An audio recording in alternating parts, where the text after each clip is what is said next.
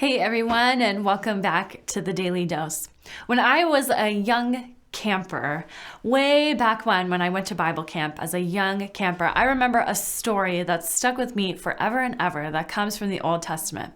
The ancient Israelite people, they've just been freed from Egypt, and they're wandering in the desert with Moses, and they discover that things don't seem as bright on the other side. They're hungry and they're thirsty, and they don't know where to turn. So instead of looking forward, they look back. They ask Moses, we just want to go back to Egypt. Will you take us back to Egypt?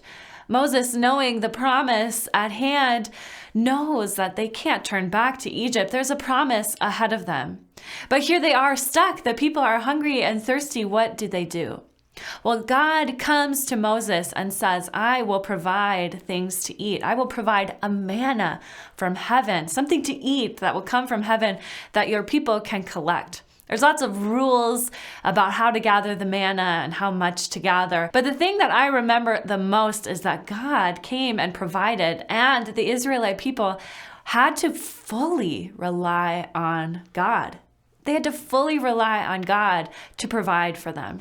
It's a story that has stuck with me because when I think about that story and when I think about relying on anything else, I get a little uncomfortable. As an adult, I don't want to rely on my parents, for instance, in order to provide for my family. I don't want to rely on anything else other than myself. Maybe that is an American story we have fed ourselves, but it's something that makes me a little uncomfortable thinking about fully relying on God even to make sure that my needs and the needs of my family are taken care of.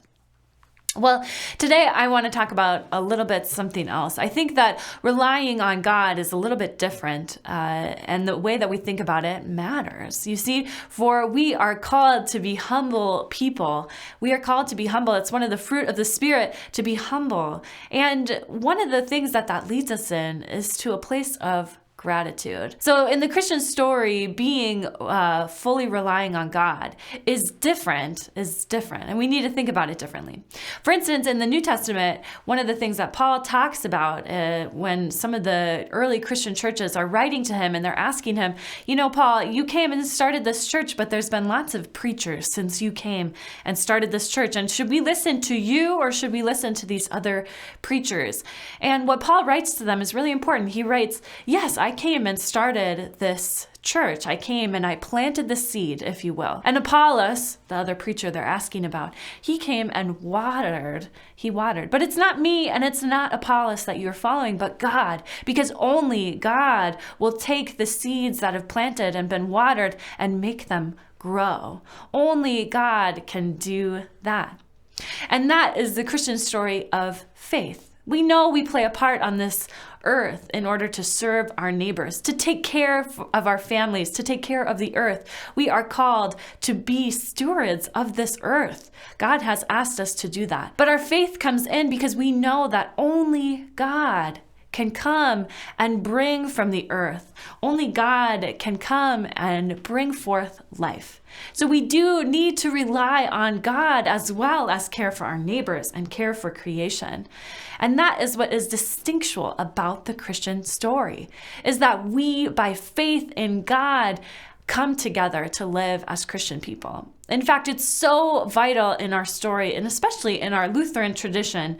In Ephesians, we hear this verse, and it's pivotal in our understanding of the gospel. It says, "For it is by grace you have been saved, and this is not your own doing. It is a gift from God. For it is by grace you have been saved, not just saved, but through faith. And this is not your own doing, but it is a gift of God, not by works, so that none can boast." You see, faith in God calls us to this place of humbleness, this place of gratitude. We know that it is God that brings life from the ground. No matter what seeds are planted and no matter what is watered, it is God that does the work. It's God that does the work. And so fully relying on God, knowing that God completes the story, is so important as we think about this season of gratitude and thanksgiving. Thanks so much for tuning in to the Daily Dose this week. We're really glad that you tuned in. If you're watching on Facebook, like and share this video. Watching on YouTube, subscribe. And if you're watching on cable access, we're really glad that you tuned in, and we hope to see you again next time.